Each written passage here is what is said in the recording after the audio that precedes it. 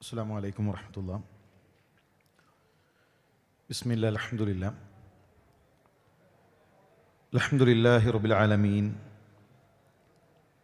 വസുബ്ഹാനല്ലാഹിൽ അദീം വലാ ഹൗല വലാ ഖുവത ഇല്ലാ ബില്ലാഹിൽ അലിയിൽ അദീം. അബ്ബാസി കാലഘട്ടത്തിലെ വളരെ പ്രസിദ്ധനായ കവിയാണ് അസ്മഈ. വലൗലൗൽ അസ്മഈ ലദഹബ സുലുസുൽ ലുഗ. അസ്മഈ ഇല്ലായിരുന്നുവെങ്കിൽ അറബി ഭാഷയുടെ 1/3 തന്നെ ഇല്ലാതാകുമായിരുന്നു എന്ന് അറബി ഭാഷ പണ്ഡിതന്മാർ അദ്ദേഹത്തെക്കുറിച്ച് പറഞ്ഞിട്ടുണ്ട്. അത്ര അറബി ഭാഷയിൽ കഴിവുള്ള അസ്മഈ ഒരിക്കൽ പരിശുദ്ധ ഖുർആനിലെ വസ്സാരിഖു വസ്സാരിഖതു ഫഖ്തഉ ഐദിയഹുമാ ജസാഅൻ ബിമാ കസബാ നകാലം മിനല്ലാഹ് എന്ന പരിശുദ്ധ ഖുർആനിലെ ആയത്ത് പാരായണം ചെയ്ത് വല്ലാഹു ഗഫൂറുർ റഹീം എന്ന് അവസാനിപ്പിക്കുകയാണ്. ആ സദസ്സിലുള്ള ഒരു അറാബി, നിരക്ഷരനായ ഒരു വ്യക്തി, അദ്ദേഹം അസ്മഈയോട് ചോദിച്ചു, കലാമു മൻ ഹാദ, ഇതാരുടെ കലാമാണ്, ഇതാരുടെ സംസാരമാണ്? അദ്ദേഹത്തിൻ്റെ മറുപടി, ഹാദ കലാമുള്ള. എന്തിനാണ് സംശയം, ഇത് അള്ളാഹുവിൻ്റെ കലാമാണ്. ഉടനെ അദ്ദേഹം പറയുന്നു, എങ്കിൽ നിങ്ങൾ ഒന്നുകൂടെ ആ ആയത്തൊന്ന് ആവർത്തിക്കുമോ? അസ്മഈ വീണ്ടും ആ ആയത്ത് പാരായണം ചെയ്തു. അറാബിയുടെ മറുപടി, വല്ലാഹ് ഹാദാ ലൈസ ബി കലാമില്ല, അള്ളാഹു തന്നെയാണ് സത്യം, ഇത് അള്ളാഹുവിൻ്റെ കലാമല്ല, ഇത് അള്ളാഹുവിൻ്റെ സംസാരമല്ല. നിങ്ങളൊന്ന് പരിശോധിക്കണം. അദ്ദേഹം പരിശോധിച്ചു. ഓതിയ ആയത്ത് വല്ലാഹു ഗഫൂറുൻ റഹീം എന്നല്ല, വല്ലാഹു അസീസുൻ ഹക്കീം എന്നാണ് ആയത്ത് അവസാനിക്കുന്നത്. ഉടനെ അസ്മഈ അദ്ദേഹത്തോട് ചോദിക്കുന്നു, ഹൽ തഹ്ഫളുൽ ഖുർആൻ, നിങ്ങൾ ഖുർആൻ ഹിഫ്ളാക്കിയിട്ടുണ്ടോ? നിങ്ങളുടെ ഹിഫ്ളിൽ നിന്നാണോ ഇത് അള്ളാഹുവിൻ്റെ കലാമല്ല, അള്ളാഹുവിൻ്റെ ആയത്തല്ല എന്ന് പറഞ്ഞത്? അദ്ദേഹം പറഞ്ഞു, ഇല്ല, ഞാൻ ഖുർആൻ ഹിഫ്ളാക്കിയിട്ടില്ല. ഹൽ തഖ്റഉൽ ഖുർആൻ, നിങ്ങൾ ഈ ആയത്ത് മുമ്പ് പാരായണം ചെയ്തിട്ടുണ്ടോ? ഇല്ല, ഞാൻ മുമ്പ് ഈ ആയത്ത് പാരായണം ചെയ്തിട്ടുമില്ല. കൈഫ്, പിന്നെ എങ്ങനെയാണ് നിങ്ങൾ മനസ്സിലാക്കിയത് ഞാൻ ഓതിയ ആയത്തിൽ അബദ്ധമുണ്ട് എന്ന്? അവിടെ വല്ലാഹു അസീസുൻ ഹക്കീം എന്നാണ് എന്ന് എങ്ങനെയാണ് നിങ്ങൾ മനസ്സിലാക്കിയത്? നമുക്കറിയുന്നതുപോലെ ആയത്ത് മോഷണവുമായി ബന്ധപ്പെട്ടുകൊണ്ടുള്ള ശിക്ഷയുമായി ബന്ധപ്പെട്ടുകൊണ്ടാണ്. മോഷണം നടത്തിയ വ്യക്തിയുടെ അയാളുടെ കൈ മുറിച്ചു മാറ്റണമെന്ന ശിക്ഷാ നടപടിയുമായി ബന്ധപ്പെട്ടുകൊണ്ടാണ്. അറാബി നൽകിയ മറുപടി, അള്ളാഹു അവിടെ കൈ മുറിച്ചു മാറ്റണമെന്നാണ് പറഞ്ഞത്. അസ്സ ഫഹകമ ഫഖതഅ, കാരണം അള്ളാഹു അസീസാണ്. അതുകൊണ്ട് തന്നെ അവൻ ഹക്കമ, അവൻ വിധിച്ചു. അവൻ്റെ വിധി ഖതഅ, മുറിക്കുക എന്നതാണ്. വലൗ ഗഫറ, അവിടെ ഗഫൂറുർ റഹീം എന്നായിരുന്നുവെങ്കിൽ, അള്ളാഹു പൊറുത്തു എന്നായിരുന്നുവെങ്കിൽ, വറഹിമ ലം യഖ്ത, അവൻ കാരുണ്യം കാണിക്കുമായിരുന്നു, ഒരിക്കലും അവിടെ കൈ മുറിക്കാൻ പറയുമായിരുന്നില്ല. ഞാൻ പറഞ്ഞു വരുന്നത്, പരിശുദ്ധ ഖുർആനിലെ ഓരോ വാക്കുകളിലും ഓരോ ആയത്തുകളിലും ഭാഷാപരമായ അത്ഭുതങ്ങൾ നമുക്ക് കാണാൻ സാധിക്കും. നാം പഠിക്കുമ്പോഴാണ് ഖുർആനിൻ്റെ അത്ഭുതങ്ങളിലേക്ക് ഇറങ്ങിത്തിരിക്കാൻ നമുക്ക് സാധിക്കുക. പ്രിയമുള്ളവരെ, നമ്മുടെ ഉയർച്ച എന്നുള്ളത് നമ്മുടെ ജോലിയോ നമ്മുടെ സാലറിയോ സമൂഹം നമ്മളെ എങ്ങനെ കാണുന്നു എന്നത് ഒന്നുമല്ല. നമ്മുടെ ഉയർച്ച നമ്മുടെ ഖുർആനിൽ നമ്മൾ എവിടെ നിൽക്കുന്നു എന്നതിനനുസരിച്ചു കൊണ്ടാണ്. മഹാനായ ഉമർ റളിയല്ലാഹു തആല അൻഹു നാഫി ഇബ്നു അബ്ദുൽ ഹാരിസിനെ ഉസ്ഫാനിൽ വെച്ചുകൊണ്ട് കണ്ടുമുട്ടുകയാണ്. അദ്ദേഹം ഗവർണറാണ്, ഒരു പ്രദേശത്തിൻ്റെ ഉത്തരവാദിത്വം ഏൽപ്പിച്ച ഭരണാധികാരിയാണ്. അദ്ദേഹത്തെ ഉസ്ഫാനിൽ വെച്ച് കണ്ടപ്പോൾ നാഫിഇനോട് ഉമർ റളിയല്ലാഹു തന്റെ ചോദ്യം, മനിസ്തഅമൽത അലാ അഹ്ലിൽ വാദി, നിങ്ങൾ ആരെയാണ് നിങ്ങളുടെ ഉത്തരവാദിത്വം ഏൽപ്പിച്ച പ്രദേശത്തെ, മക്കയുടെ ഉത്തരവാദിത്വം ആരെ ഏൽപ്പിച്ചുകൊണ്ടാണ് നിങ്ങൾ ഇവിടേക്ക് എത്തിയിട്ടുള്ളത്? അദ്ദേഹത്തിൻ്റെ മറുപടി, ഇബ്നു അബ്സ, ഇബ്നു അബ്സയെയാണ് ഞാൻ ഉത്തരവാദിത്തം ഏൽപ്പിച്ചിട്ടുള്ളത്. ആ പേര് കേട്ടപ്പോൾ ഉമർ റളിയല്ലാഹു തന്നെ ചോദിക്കുന്നു, മൻ ഇബ്നു അബ്സ, ആരാണ് ഇബ്നു അബ്സ? ആരെയാണ് നിങ്ങൾ ഉത്തരവാദിത്തം ഏൽപ്പിച്ചിട്ടുള്ളത്? അദ്ദേഹത്തിന്റെ യോഗ്യത എന്താണ്? ഉടനെ നാഫിഇന്റെ മറുപടി, മൗലം മിൻ മവാലീന, ഞങ്ങളുടെ അടിമകളുടെ കൂട്ടത്തിലെ ഒരു അടിമയാണ്, ഒരു മൗലയാണ്. ഒരു മൗലയെയാണ് ഞാൻ ഉത്തരവാദിത്തം ഏൽപ്പിച്ചുകൊണ്ട് വന്നിട്ടുള്ളത് എന്ന് പറഞ്ഞപ്പോ ഉമർ റളിയല്ലാഹു തന്റെ ചോദ്യം, ഫസ്തഖലഫ്ത അലൈഹിം മൗലൻ മിൻ മവാലീന, നിങ്ങൾ ഒരു അടിമയെയാണോ ഉത്തരവാദിത്തം ഏൽപ്പിച്ചിട്ടുള്ളത്? ഗവർണറായി ഒരു വലിയ പ്രദേശത്തിന്റെ ഡ്യൂട്ടി ഏൽപ്പിച്ചിട്ടുള്ളത് ഒരു മൗലയായ മനുഷ്യനെയാണോ? പ്രിയമുള്ളവരെ, അതിന് ഇമാം നാഫി നൽകിയ മറുപടി അത് വളരെ ഗൗരവത്തോടുകൂടെ ഞാനും നിങ്ങളും ആലോചിക്കേണ്ടതുണ്ട്. അദ്ദേഹം നൽകുന്ന മറുപടി, ഇന്നഹു ഖാരിഉൻ ലികിതാബില്ലാ, അദ്ദേഹം മൗലയാണെങ്കിലും ഉമർ അറിയുക, ഇന്നഹു ഖാരിഉൻ ലികിതാബില്ലാ, അല്ലാഹുവിന്റെ കിതാബിൽ, അല്ലാഹുവിന്റെ ഖുർആനിൽ ഇൽമുള്ള മനുഷ്യനാണ്. എന്താണ് അദ്ദേഹത്തിന്റെ യോഗ്യത എന്ന് ചോദിച്ചില്ല ഉമർ. അറിയുക, അല്ലാഹുവിന്റെ കിതാബിൽ അറിവുള്ള വ്യക്തിയാണ്. മഹാനായ ഉമർ റളിയല്ലാഹു തആല പറയുന്നു, അമാ ഇന്ന നബിയക്കും സല്ലല്ലാഹു അലൈഹി വസല്ലം ഖദ് ഖാൽ, അറിയുക, നിങ്ങളുടെ പ്രവാചകൻ സല്ലല്ലാഹു അലൈഹി വസല്ലം തങ്ങൾ പറഞ്ഞിട്ടുണ്ട്, ഇന്നല്ലാഹ യർഫഉ ബിഹാദൽ കിതാബി അഖ്വാമൻ വയദഉ ബിഹി ആഖരീൻ. ഇതാ അല്ലാഹു തആല ഈ കിതാബ് കൊണ്ട് ചില ആളുകളെ ഉയർത്തും. അള്ളാഹുവിന്റെ കിതാബ് കൊണ്ട്, അള്ളാഹുവിന്റെ കലാമ് കൊണ്ട് അവർക്കൊരു പക്ഷേ നാട്ടിൽ പേരുണ്ടാകണമെന്നില്ല, ഉയർന്ന ജോലികൾ ഉണ്ടാകണമെന്നില്ല, മറ്റു ഭൗതികമായ നമ്മൾ കാണുന്ന ഉയർച്ചകൾ ഉണ്ടാകണമെന്നില്ല. പക്ഷേ റബ്ബ് ഉയർത്തുന്നത് അവന്റെ കിതാബ് കൊണ്ടാണ്. അവന്റെ കിതാബിൽ ഇൽമില്ല എങ്കിൽ, അവന്റെ കിതാബിൽ അറിവില്ല എങ്കിൽ അല്ലാഹു തആല അവരെ താഴ്ത്തുകയും ചെയ്യും. പ്രിയമുള്ളവരെ, നമ്മുടെ ഉയർച്ച ഖുർആനിൽ നമ്മൾ എവിടെ നിൽക്കുന്നു എന്നതിനനുസരിച്ചു കൊണ്ടാണ്. നമ്മുടെ തൂക്കം ഖുർആനിൽ നമ്മൾ എവിടെ നിൽക്കുന്നു എന്നതിനനുസരിച്ചു കൊണ്ടാണ്. മഹാനായ ഇബ്നു മസ്ഊദ് റളിയല്ലാഹു തആല അൻഹു ഒരു മരത്തിലേക്ക് കയറിയപ്പോ, ശക്തമായ ഒരു കാറ്റടിച്ചപ്പോ അദ്ദേഹത്തിന്റെ മെലിഞ്ഞ കാലുകൾ സ്വഹാബത്ത് കണ്ട്, സ്വഹാബത്ത് അറിയാതെ ഒന്ന് ചിരിച്ചുപോയി. ആ മെലിഞ്ഞ കാലുകൾ കണ്ട് സ്വഹാബത്തിന് ചിരി വന്നുപോയി. റസൂലുള്ളാഹി സ്വല്ലല്ലാഹു അലൈഹി വസല്ലം തങ്ങൾ ചോദിക്കുന്നുണ്ട്, എന്താണ് നിങ്ങൾ ചിരിക്കാനുള്ള കാരണം? അള്ളാഹുവിന്റെ റസൂലേ, ഇബ്നു മസ്ഊദിന്റെ ആ മെലിഞ്ഞ കാലുകൾ ഉണ്ടല്ലോ, അതാണ് ഞങ്ങളെ ചിരിപ്പിച്ചത് എന്ന് പറഞ്ഞപ്പോ പ്രവാചകൻ സല്ലല്ലാഹു അലൈഹി വസല്ലം തങ്ങൾ പറഞ്ഞ മറുപടി, വല്ലദീ നഫ്സി ബിയദി, അല്ലാഹു തന്നെയാണ് സത്യം. സ്വഹാബ അറിയുക, അല്ലാഹു തന്നെയാണ് സത്യം. ലഹുമാ അസ്ഖലു ഫിൽ മീസാനി മിൻ ഉഹദ്, മദീനയിലെ ചുവന്ന പർവ്വതമുണ്ടല്ലോ, ഉഹദ് മലയുണ്ടല്ലോ, ആ ഉഹദ് മലയേക്കാൾ നാളെ മീസാനിൽ മഹാനായ ഇബ്നു മസ്ഊദിന്റെ ആ മെലിഞ്ഞ കാലുകൾക്ക് തൂക്കമുണ്ടാകും. ഇബ്നു മസ്ഊദിന്റെ തൂക്കം എന്താണ്? ഖുർആനിലുള്ള ഇൽമാണ്. ഖുർആനിനു വേണ്ടി ചടഞ്ഞിരുന്ന് ഖുർആനിനു വേണ്ടി ജീവിതം മാറ്റിവെച്ചു എന്നതാണ് നാളെ മീസാനിൽ അദ്ദേഹത്തെ തൂക്കുമ്പോൾ അദ്ദേഹത്തിന്റെ ഭാരമെങ്കിൽ. പ്രിയമുള്ളവരെ, നമ്മുടെ അമലുകൾ മാത്രമല്ല, നമ്മെയും നാളെ മീസാനിൽ തൂക്കും. അവിടെ നമ്മുടെ തൂക്കം എന്തായിരിക്കും, എത്രയാണ് ഖുർആനിൽ നമ്മൾ എത്തി നിൽക്കുന്നത് എന്ന് ഗൗരവത്തോടുകൂടെ നാം ചിന്തിക്കുക.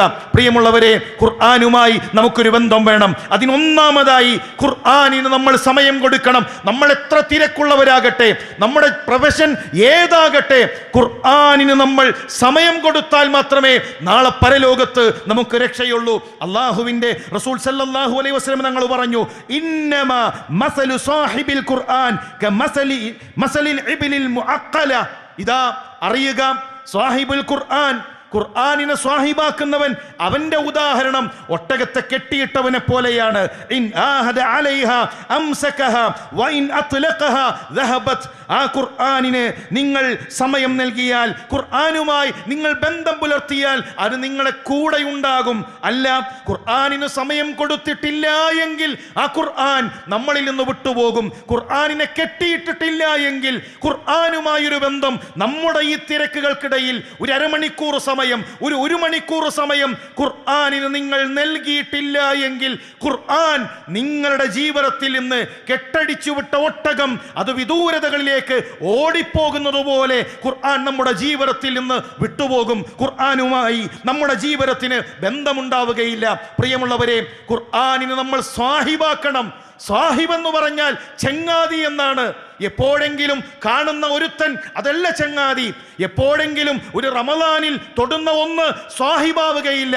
പരിശുദ്ധ റമദാനിന്റെ ഏതെങ്കിലും ദിവസങ്ങളിൽ മാത്രം തൊടുന്ന ഒന്ന് നമ്മുടെ സാഹിബാവുകയില്ല.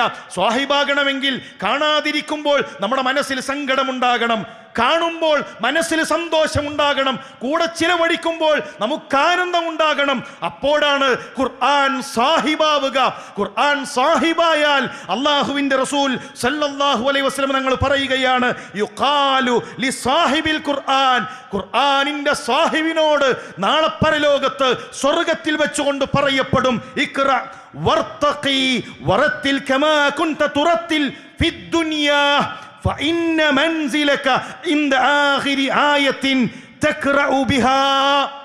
നീ കയറി പോവുക സ്വർഗത്തിലേക്ക്. സ്വർഗം ദറജകളാണ്. ഓരോ ദറജകളും ഉയർന്ന സ്ഥാനങ്ങളാണ് റബ്ബ് അലങ്കരിച്ചു വെച്ചിട്ടുള്ളത്. സ്വർഗത്തിലേക്ക് നീ കയറിപ്പോകൂ. സാഹിബുൽ ഖുർആൻ, ഖുർആനിന്റെ മനുഷ്യ, ഖുർആനിന് വേണ്ടി സമയം മാറ്റിവെച്ചവരെ, നിങ്ങൾ കയറിപ്പോകുക. സ്വർഗത്തിലെ നിങ്ങളുടെ സ്ഥാനം എന്താണോ നിങ്ങൾക്കറിയുമോ? ഓതി ഓതി നിങ്ങൾ അവസാനമെത്തിയ ആയത്തുണ്ടല്ലോ, അവസാനമെത്തിയ ഖുർആനിന്റെ ആയത്തുണ്ടല്ലോ, അത്രയും വലിയ ദറജകളാണ് നിങ്ങളെ കാത്തിരിക്കുന്നത്. പ്രിയമുള്ളവരെ, എത്രയാണ് നമ്മുടെ ജീവിതത്തിൽ നമ്മൾ ഖുർആൻ ഓതിയിട്ടുള്ളത്? സ്വഹാബത്ത് ചില സൂറത്തുകളുടെ സാഹിബായിരുന്നു. ഹുനൈനിൽ സ്വഹാബത്ത് പിന്തിരിയുമ്പോ, ചില സ്വഹാബത്ത് പിന്തിരിഞ്ഞോടിയപ്പോ മഹാനായ റസൂലുള്ളാഹി സ്വല്ലല്ലാഹു അലൈഹി വസല്ലം തങ്ങൾ അബ്ബാസ് റളിയല്ലാഹു തആല അൻഹുവിനോട് പറയുന്നു, നിങ്ങൾ അബ്ബാസ് റളിയല്ലാഹു തആല അൻഹുവിനോട് പറയാണ്, വിളിച്ചു പറയുക, ആ പിന്തിരിഞ്ഞോടുന്നവരെ വിളിക്കുക. എന്താണ് വിളിക്കേണ്ടത്? യാ അസ്ഹാബ സൂറത്തുൽ ബഖറ, സൂറത്തുൽ ബഖറയുടെ സാഹിബുകളെ നിങ്ങൾ തിരിച്ചു വരൂ. അങ്ങനെ ഒരു സൂറത്ത് നമ്മുടെ ജീവിതത്തിലുണ്ടോ? നമ്മൾ ഏതു സൂറത്തിന്റെ സാഹിബാണ്? ഏതു സൂറത്താണ് നമ്മുടെ ഹൃദയത്തോട് സംവദിച്ചത്? ഏതായത്താണ് നമ്മുടെ ഹൃദയത്തോട് സംവദിച്ചത്? അള്ളാഹുവിന്റെ കലാമിൽ 114 സൂറത്തുകളിൽ ഏത് സൂറത്താണ് പ്രിയമുള്ളവരെ എന്റെയും നിങ്ങളുടെയും ജീവിതത്തിൽ സ്വാധീനം ചെലുത്തിയിട്ടുള്ളത്? അതുകൊണ്ട് പ്രിയമുള്ളവരെ, ഖുർആൻ കേവല പാരായണത്തിനല്ല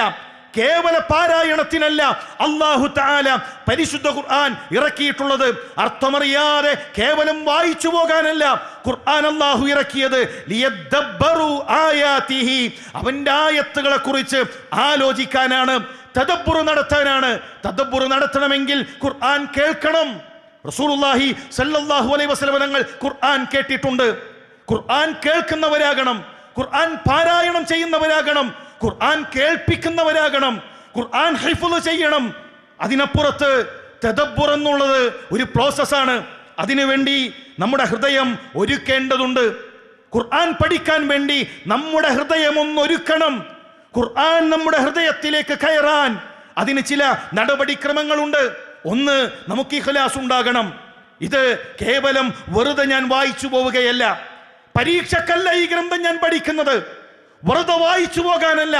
പള്ളിയിലെത്തി ഒരു 10 മിനിറ്റ് സമയമുണ്ട്, ശരി, ഒരു 10 മിനിറ്റ് ഖുർആൻ ഓതാം, അങ്ങനെ കേവലം ഒരു പാരായണമല്ല. ഇതെന്റെ റബ്ബിന്റെ സംസാരമാണ്, ഇതെന്റെ റബ്ബിന്റെ സംസാരമാണ്. ഞാൻ ഏറെ സ്നേഹിക്കുന്ന ഒരു വ്യക്തി എന്നോട് സംസാരിച്ചാൽ എത്ര ശ്രദ്ധയോടുകൂടെയാണ് ഞാൻ കേൾക്കുക. എന്നേക്കാൾ സ്നേഹിക്കുന്ന എന്റെ റബ്ബിന്റെ കലാമാണ്. അതിന് ഹൃദയം തുറന്നുകൊണ്ട് കേൾക്കാൻ നമ്മൾ ഹൃദയത്തെ സജ്ജമാക്കേണ്ടതുണ്ട്. രണ്ടാമത്തെ ഒരു കാര്യം, മറ്റേതെങ്കിലും കാര്യങ്ങളിൽ മുഴുകിയല്ല നമ്മൾ ഖുർആൻ കേൾക്കേണ്ടത്. ശ്രദ്ധയോടുകൂടെയാണ് നാം ഖുർആൻ കേൾക്കേണ്ടത്. നമ്മളും ഖുർആനുമൊറ്റക്കാകുന്ന ഒരു മുസല്ലയിൽ, ഒരു പള്ളിയിൽ ആരാരുമില്ലാതെ അള്ളാഹുവിന്റെ കലാമിന് മുന്നിൽ ഹൃദയം തുറന്ന് നമ്മുടെ റബ്ബിന്റെ സംസാരം ഒറ്റക്ക് കേൾക്കുന്ന സാഹചര്യങ്ങൾ പ്രിയമുള്ളവരെ നമ്മുടെ ജീവിതത്തിൽ ഉണ്ടാകണം.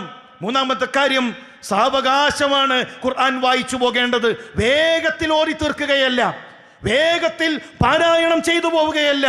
പതുക്കെയാണ് നാം ഖുർആൻ പാരായണം ചെയ്യേണ്ടത്. സാവകാശമാണ് നാം ഖുർആൻ പാരായണം ചെയ്യേണ്ടത്.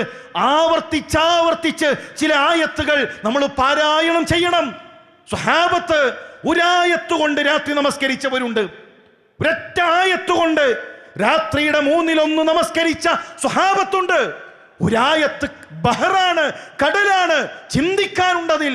ആവർത്തിച്ചാവർത്തിച്ച് മനസ്സിനോട് ചോദിക്കാനുണ്ടതിൽ. സലഫുകൾ പറയാറുണ്ട്, ലാ തസ്തഅജിൽ, ധൃതി കാണിക്കല്ലേ, ഖുർആനിന്റെ മുന്നിൽ നീ ധൃതി കാണിക്കല്ലേ. എവിടേക്കാണ് വേഗത്തിൽ വായിച്ചു പോകുന്നത്? ഖിഫ് ഇൻദ കുല്ലി ആയ, ഖിഫ് ഇൻദ കുല്ലി ആയ, ഓരോ ആയത്തിന്റെ മുന്നിലും ഒന്ന് നിൽക്കണേ. ഒരായത്ത് പാരായണം ചെയ്ത് ഒരൽപ്പനേരം ഒന്ന് നിന്ന് ഒന്ന് ചിന്തിക്കണം. മഹാനായ ഇബ്നു മസ്ഊദ് റളിയല്ലാഹു തആല പറഞ്ഞു, ലാ തഹ്ദൂഹു ഹസ്ദ ശിഅർ, ഒരു കവിത പോലെ ഒഴുകിപ്പോകേണ്ടതല്ല ഖുർആൻ. കവിതയല്ല ഖുർആൻ, പാട്ടല്ല ഖുർആൻ, പാട്ടുപോലെയല്ല ഖുർആൻ ഓതേണ്ടത്, കവിത പോലെയല്ല ഖുർആൻ ഓതേണ്ടത്. നമ്മുടെ ചുണ്ടുകളിലൂടെ കടന്നു പോകുന്ന ഏതെങ്കിലും വരികളല്ല ഖുർആൻ. വലാ തൻസറൂഹു നസ്റ ദഖൽ, ഒരു കർഷകൻ വിത്തെറിയുന്ന രൂപത്തിൽ അങ്ങനെയല്ല നിന്റെ ഖുർആൻ പാരായണം. ഖിഫു ഇൻദ അജായിബിഹി, ഖുർആനിന്റെ അത്ഭുതത്തിന്റെ മുന്നിൽ നിങ്ങളൊന്ന് നിൽക്കൂ. മനോഹരമായ ഒരു പ്രദേശം കണ്ടാൽ നമ്മൾ നോക്കി നിൽക്കില്ലേ? കണ്ണിനാനന്ദമുള്ള ഒരു പ്രദേശം കണ്ടാൽ, മഹാത്ഭുതങ്ങൾ കണ്ടാൽ നമ്മൾ നോക്കി നിൽക്കില്ലേ? എത്ര സമയം നമ്മൾ ചിലവഴിക്കും? ഖുർആൻ അത്ഭുതമാണ് കൂട്ടരെ, ഖുർആനിലെ ആയത്തുകൾ അത്ഭുതമാണ് മനുഷ്യരെ. ആ ഖുർആനിന്റെ ആയത്തുകൾക്ക് മുന്നിൽ ഖിഫു, നിങ്ങളൊന്ന് നിൽക്കണേ. വഹർരികൂ ബിഹിൽ ഖുലൂബ്, ഹൃദയങ്ങളിൽ ഒന്ന് ചലനം സൃഷ്ടിക്കണേ. ആ ഖുർആൻ നമ്മുടെ ഹൃദയങ്ങളിൽ ചലനം സൃഷ്ടിക്കും. കണ്ണുകൾ നനക്കും, ഹൃദയം കരയും. ആകാശങ്ങളിലേക്ക് കൈകൾ ഉയർത്തി ഖുർആനിന്റെ ആയത്തുകൾ വെച്ചുകൊണ്ട് നമ്മൾ റബ്ബിനോട് സ്വർഗം ചോദിക്കും, റബ്ബിനോട് നരകത്തെ തൊട്ട് കാവലിനെ ചോദിക്കും. നാലാമത്തെ വിഷയം, ആയത്തിൽ നിന്ന് എനിക്ക് കിട്ടാനുള്ളത് എന്ത് എന്ന് നമ്മൾ ആലോചിക്കണം. ഒരായത്ത് പാരായണം ചെയ്യുമ്പോൾ ഈ ആയത്തിൽ നിന്ന് എൻ്റെ ജീവിതത്തിലേക്ക് എന്തു വരണം, എൻ്റെ ജീവിതവുമായി ഈ ആയത്ത് എങ്ങനെ ബന്ധപ്പെട്ടു നിൽക്കുന്നു എന്ന് നമ്മൾ നമ്മുടെ മനസ്സിനോടൊന്ന് ചോദിക്കണം. ഖുർആനിനെ ജീവിതത്തിലേക്ക് കൊണ്ടുവരണം. സലഫുകൾ ഖുർആൻ ഓതുകയാണ്, നമ്മൾ ഓതിയ ആയത്തുകൾ തന്നെ അവരുടെ തദബ്ബുർ നമ്മളൊന്ന് ആലോചിക്കണം. സലഫുകൾ ഓതുകയാണ്, മൂസാ നബി അലൈഹിസ്സലാം ഫിർഔനിന്റെ കൊട്ടാരത്തിലേക്ക് പോകുമ്പോ റബ്ബ് പറഞ്ഞല്ലോ, ഫഖൂലാ ലഹു ഖൗലൻ ലയ്യിന, ഫിർഔനിനോട് പറയേണ്ടത് ഖൗലുൻ ലയ്യിൻ, മൃദുവായി സംസാരിക്കണം. ഫിർഔനിനോട് മൃദുവായി സംസാരിക്കണം. നമ്മുടെ മുൻഗാമികളുടെ കണ്ണ് നനഞ്ഞു ഈ ആയത്ത് കേട്ട്. എത്ര തവണ നമ്മൾ കേട്ടു?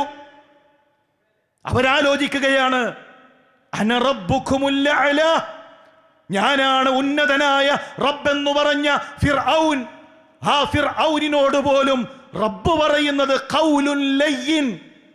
എങ്കിൽ സുബ്ഹാന റബ്ബിയൽ അഅല, സുബ്ഹാന റബ്ബിയൽ അഅല എന്ന് പ്രഖ്യാപിക്കുന്ന അബ്ദിനോട് അല്ലാഹുവിന്റെ കാരുണ്യം എത്രയായിരിക്കും? ഇതാണ് തദബ്ബുർ. സുബ്ഹാന റബ്ബിയൽ അഅല എന്ന് പ്രഖ്യാപിക്കുന്ന അബ്ദിനോട് അല്ലാഹുവിന്റെ കാരുണ്യം എത്രയായിരിക്കും? വഇദാ സഅലക ഇബാദി അന്നി ഫഇന്നി ഖരീബ്, കണ്ണ് നനയാൻ. എന്താണെന്നറിയോ? വഇദാ സഅലക ഇബാദി വഇദാ സഅലക അന്നാസ് എന്ന് പറഞ്ഞാൽ മതി.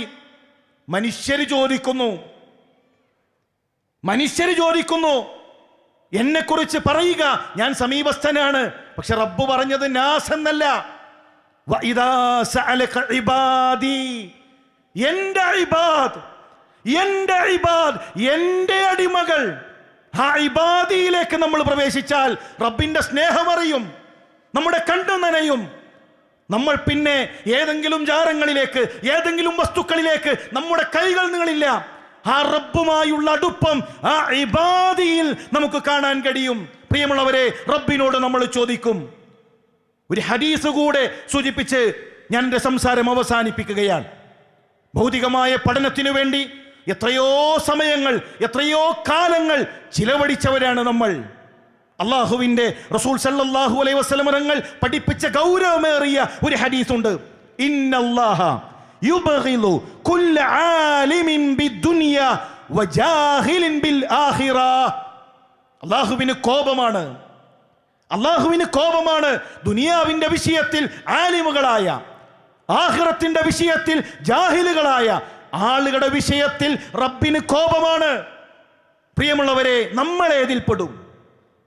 ദുനിയാവ് പഠിച്ച് അള്ളാഹുവിന്റെ കലാം അറിയാത്ത, ഖുർആൻ അറിയാത്ത, നമ്മുടെ പരിവർത്തനത്തിന് വേണ്ടി പ്രപഞ്ചനാഥൻ നമുക്ക് നൽകിയ അവന്റെ കലാമിനെ കുറിച്ച് പഠിക്കാത്ത, അറിയാത്ത ജാഹിലുകളാണ് നമ്മളെങ്കിൽ, പ്രിയമുള്ളവരെ, റബ്ബിന് കോപമാണ്, റബ്ബിന് വെറുപ്പാണ്. ആ വെറുപ്പുള്ളവരിൽ നമ്മൾ ഉണ്ടാകരുത്. നമുക്ക് ഖുർആനിന്റെ മുന്നിൽ, ആയത്തുകളുടെ മുന്നിൽ അത്ഭുതങ്ങൾ കാണാൻ സാധിക്കും. അതിനാണ് QHLS, അതിനുവേണ്ടിയാണ് അന്നൂർ സംവിധാനങ്ങൾ. കുടുംബസമേതം QHLS ക്ലാസ്സുകളിൽ നമ്മൾ ഉണ്ടാകണം. ഖുർആനിന്റെ അത്ഭുതം നമ്മുടെ ജീവിതത്തിൽ ഉണ്ടാകും, നമ്മുടെ കുടുംബത്തിൽ ഉണ്ടാകും, നിർഭയത്വം നമ്മുടെ ജീവിതത്തിൽ ഉണ്ടാകും. അതുകൊണ്ട് ഖുർആൻ പഠനം ഒരു സംസ്കാരമാക്കി മാറ്റിയെടുക്കാൻ, കുടുംബസമേതം ഖുർആൻ ക്ലാസ്സുകളിലേക്ക് എത്താൻ, നമ്മുടെ തീന്മേശകളിൽ ഖുർആനിന്റെ ചർച്ചകൾ കൊണ്ടുവരാൻ നമുക്ക് സാധിക്കണം. അല്ലാഹു അതിനുള്ള തൗഫീഖ് നൽകി അനുഗ്രഹിക്കട്ടെ. അസ്സലാമു അലൈക്കും വറഹ്മത്തുള്ളാഹി വബറകാതുഹു.